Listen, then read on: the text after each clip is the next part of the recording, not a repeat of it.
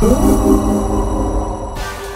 name is Sil Lai Abrams, and I'm the founder of Truth and Reality, a grassroots media advocacy organization committed to changing the way that women of color, Black women, Latina women are portrayed on reality television, and to reduce our culture's acceptance of violence.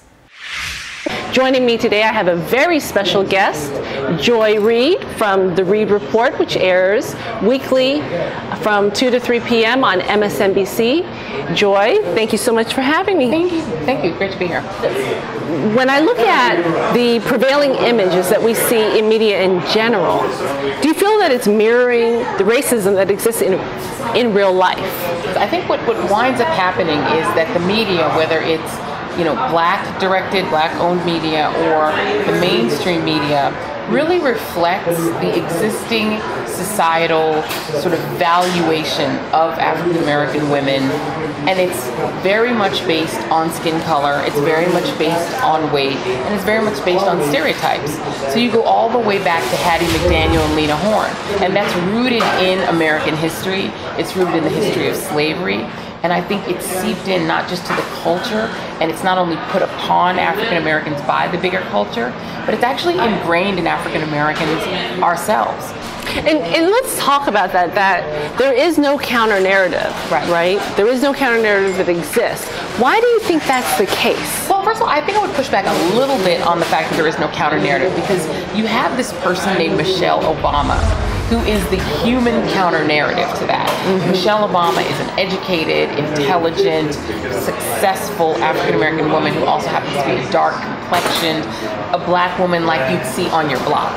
And because she is who she is, because she's in the White House, she's one part Claire Huxtable and one part Dolly Madison, all in the same person.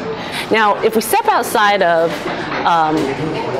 Michelle, who else is there? I think lately Lupita Nyong'o has become the sort of crystallization of all of Black women's dreams and hopes for a different portrayal. There are a few people like that. I think if you look in the business that I'm in, I think there are some women in the news side of the media. I think about Tamron Hall. I think about Melissa Harris Perry. I think about Karen Finney. I think about women who are in media, Zerlina Maxwell. All of them, what they share in common is being educated and sophisticated and smart and portraying something that I think is really, truly positive. If I were 15, 16 years old, coming from a lower middle class family that, believed in education but wasn't necessarily hype on college, who would be my role model? So if you think about where regular girls just from middle America, from middle African America, where do they get that role modeling? There's not a lot out there. And I think one of the problems, number one, is that you don't have a lot of African Americans represented at the business end of media. So there are not a lot of African Americans choosing what goes on television. And then I think when people are choosing, they're looking for the widest possible audience. And when you look for a broad audience, you look for broad stereotypes. They'll go for that stereotypical character. They'll go for that Black woman who is what people think Black women are loud, pushy, bossy, unfeminine. And all those archetypes wound up getting pushed in because they're easy to sell and they're easy to market. Do you feel that there is any harm in watching these shows? Do you feel that it's something neutral?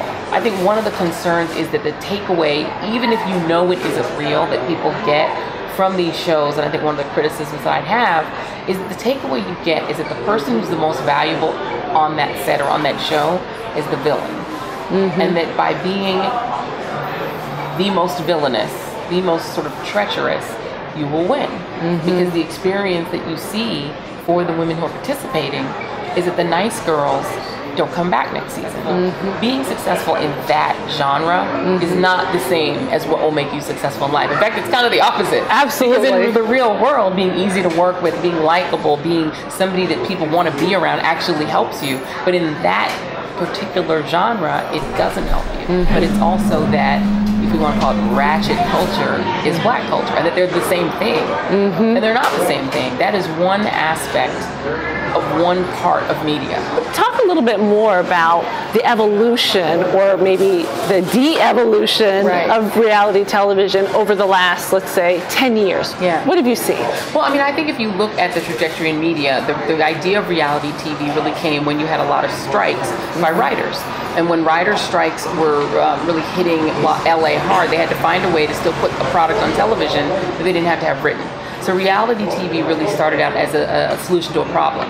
And then what people gradually realized is that just raw reality, just letting people do what they do, isn't entertaining. And I think reality TV is exactly like narrative TV. A lot of it is written, a lot of it is produced, a lot of it is pushed because they understand that in order for a story to make sense, you need a good guy and a bad guy, a protagonist and an antagonist.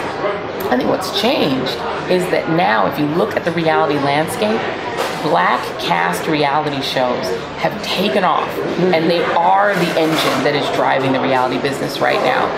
I think what African American viewers have to then start to ask themselves is this the product that you want? Because since Black themed and Black cast shows are so important and so prominent, and the Black viewership is so huge, if Black viewers stopped being interested in that, those shows would go away. So I think that, you know, it's one thing to put the onus on the producers that they're selling a product that's wanted. So I think we have to take a bigger step back and look culturally at what it is we want out of entertainment, and we need to ask for it. And I think that's the most powerful thing we can do. I want to thank you so much for joining us. Thank you for being so generous of your time. Again, Joy Reid of the Reid Report.